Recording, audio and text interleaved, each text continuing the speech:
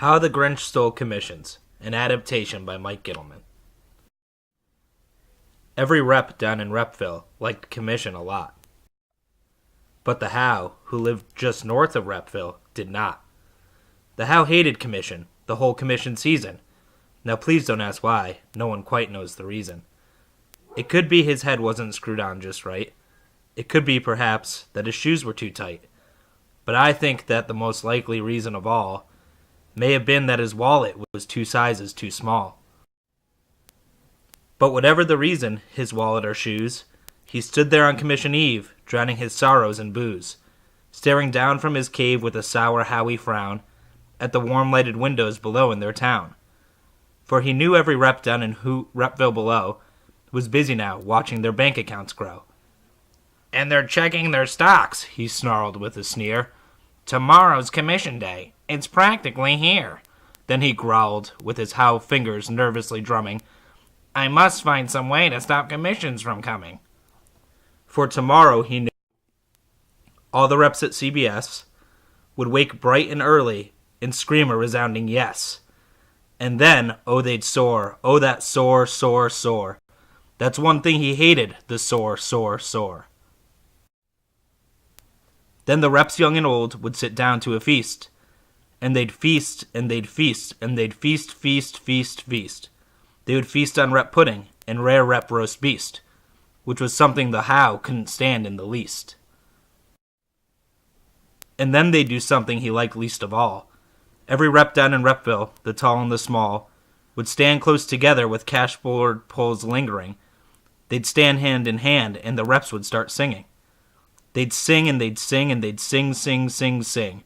And the more the Howe thought of that rep cashboard sing, the more the Howe thought, "I must stop this whole thing. Why, for over 3 years I put up with it now. I must stop this commission from coming. But how?" Then he got an idea. An awful idea. The Howe got a wonderful, awful idea. "I know just what to do," the Howe laughed in his throat, and he made a Joe Cunningham hat and a coat. And he chuckled and clucked, "There's nobody better than me. With this hat and this coat, I look just like Joe C. All I need is a production rep." The Howe looked around, but since it was after 2:30 p.m., there was none to be found. Did that stop the old Howe? No, the Howe simply said, "If I can't find a production rep, I'll make one instead." So he called his dog Pat, and he took some red thread, and he tied a big horn on top of his head. Then he loaded some bags and some old empty sacks and a blue Model S, and he hitched up old Pat. Then the Howe said, "Get app," and the Tesla started down toward the homes where the reps lay a snooze in their town. All their windows were dark, quiet snow filled the air. All the reps were all dreaming sweet dreams without care. When he came to the first little house in the square, "This is stop number 1, the old Howe hissed. Then he climbed to the roof, empty bags in his fist. He was too large for the chimney, too much mass to pack. Oh, what he'd give to be the size of Sean Salamack. He got stuck only once, for a moment or two, then he stuck his head out of the fireplace flue, where the little silver tickets all hung in a row. "These silver tickets," he grinned, "are the first things to go." Then he smiled and laughed as he went about his mission, around the whole room, and he took every commission. Gold tickets and cashboard poles, his thievery knew no ends. Why, the Howe even took away the prize Mercedes-Benz. And he stuffed them in bags. Then the Howe very nimbly stuffed all the bags one by one up the chimney. Then he slunk to the icebox, he took the rep's feast, he took the rep pudding, he took the roast beast. He cleaned out that iceback and didn't leave a crumb. All the reps would surely think that Matt Henry had come. Then he stuffed all the food up the chimney with glee. "And now," grinned the Howe, "that cashboard's out of here." And the Howe grabbed the board and he started to shove, when he heard a small sound, like the coo of a dove. He turned around fast and he saw a small rep, little Tyler Smith, who was not more than 6. The Howe wasn't expecting that someone would hinder, but Tyler just got back from a date he met on Tinder.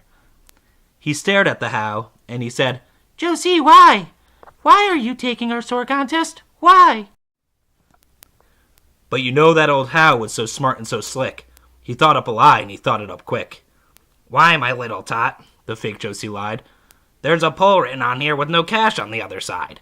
So I'm taking it to my home to fix it, my dear. I'll get it ready there, then I'll bring it back here. And his fib fooled Ty Smith. Then he patted his head, and he gave him a drink and sent him to bed. And when Tyler Smith went to bed with his cup, he went to the chimney and stuffed the cashboard up. Then the last thing he took was toner for a printer. Then he went up the chimney out into the winter. On the walls he left nothing but hooks and some wire, and one speck of food that he left in the house was a crumb that was even too small for a mouse. Then he did the same thing to the other reps' houses, leaving crumbs much too small for the other reps' mouses. It was 15:15 dawn, all the reps were sleeping, all the reps still a snooze, while the Tesla started creeping. When their cashboard, their checks, commission and toner, the printer tags, the gold tickets, the soar contest was over. 3,000 feet up the side of Mount Crumpet, he rode with his load to the tip-top to dump it. Too bad for the reps, he was howily humming. They're finding out now that no commission is coming. They're just waking up. I know just what they'll do.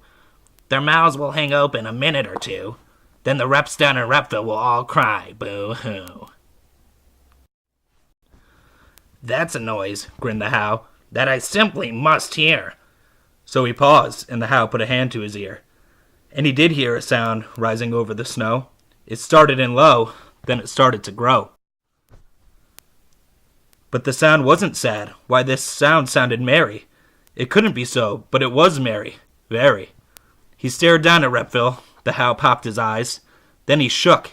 What he saw was a shocking surprise. Every rep down in Repville, the tall and the small, was singing without any scoreboard at all. He hadn't stopped commissions from coming. They came. Somehow or other, they came just the same. And the Howe, with his Howe feet ice cold in the snow, stood puzzling and puzzling. How could it be so? It came without cashboards. It came without parties. It came without tickets or freaking out Martys. And he puzzled 3 hours till his puzzler was sore. Then the Howe thought of something he hadn't before. Maybe commissions, he thought, don't come from just soar. Maybe commissions, perhaps, mean a little bit more. And what happened then? Well, in Repville, they say that the Howe's small wallet grew 3 sizes that day. And the minute his wallet didn't feel so tight, he whizzed with his load through the bright morning light, and he brought back the soar contest and the food for the feast. And he himself, the Howe, carved the roast beast.